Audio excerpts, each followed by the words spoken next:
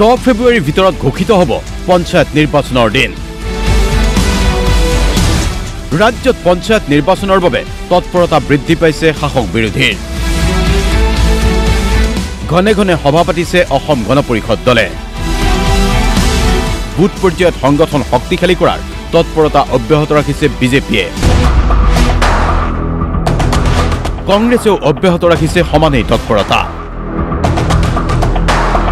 কিন্তু ইয়াৰ মাজতেই ৰাজ্যৰ পঞ্চায়ত আৰু গ্ৰামোন্নয়ন মন্ত্ৰী ৰঞ্জিত দাসে কৈছে, দুটা পৰ্যায়ত ৰাজ্যত অনুষ্ঠিত হ'ব পাৰে পঞ্চায়ত নিৰ্বাচন।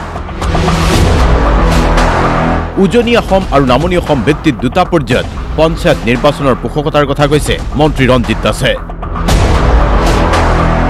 আনকি 3 জানুৱাৰীত নিৰ্বাচনক লৈ উচ্চ ন্যায়ালয়ত চৰকাৰে যে আবেদন দিব সেই কথাও কৈছে মন্ত্ৰী ৰঞ্জিত দাসে।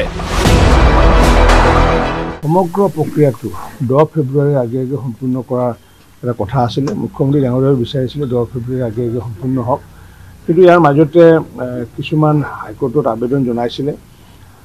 কিছুমান ৱাৰ্ড বা ক'ৰবাত পঞ্চায়তত তেওঁলোকৰ পুনৰ্গঠন লৈ পেলাই অসন্তুষ্টি আছিলে, আৰু অসন্তুষ্টি থকাৰ কাৰণে মহামান্য গুৱাহাটী হাইকোৰ্টে এটা আমাক নিৰ্দেশ দিছিলে যে তেওঁলোকৰ পাৰ্মিশ্যন নোহোৱাকৈ যাতে অধিসূচনা জাৰি নকৰে বা ডেট যাতে ঘোষণা নকৰে।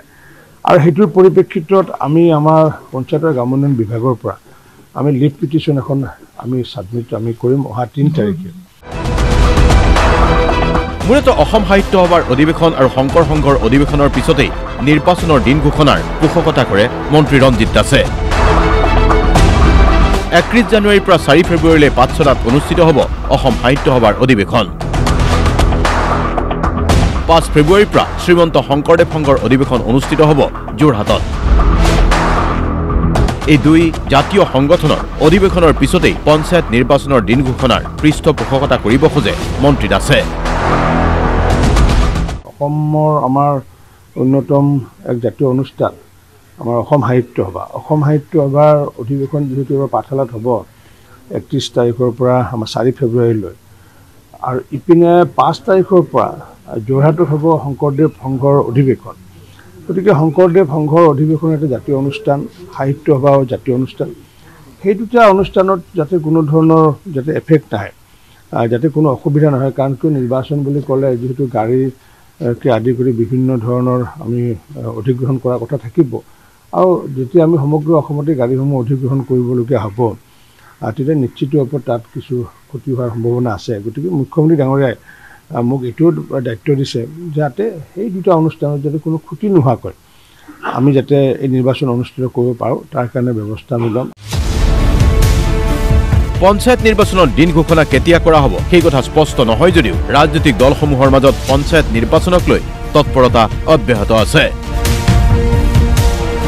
এফালে বিৰোধী পক্ষৰ ফালৰ পৰা ৰাইজৰ দলৰ তৎপৰতা বৃদ্ধি পোৱা পৰিলক্ষিত হৈছে। আনপিনে চাবুৱা লাহোৱাল সমষ্টিত পঞ্চায়ত নিৰ্বাচনৰ ৰণডংকা বজাইছে অসম গণ পৰিষদ দলে। ৰহমৰীয়াৰ ফুকনঘাটত 2 শতাধিকৰ আনুষ্ঠানিক যোগদান অসম গণ পৰিষদ দলত।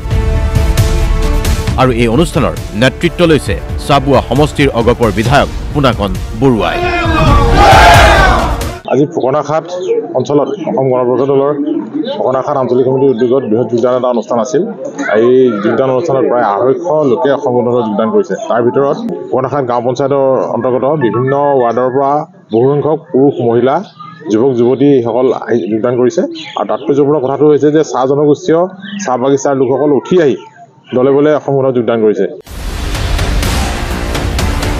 এনেকৈয়ে এতিয়া পঞ্চায়ত নিৰ্বাচনক লৈ ব্যাপক সাংগঠনিক তৎপৰতা চলিছে দলে দলে।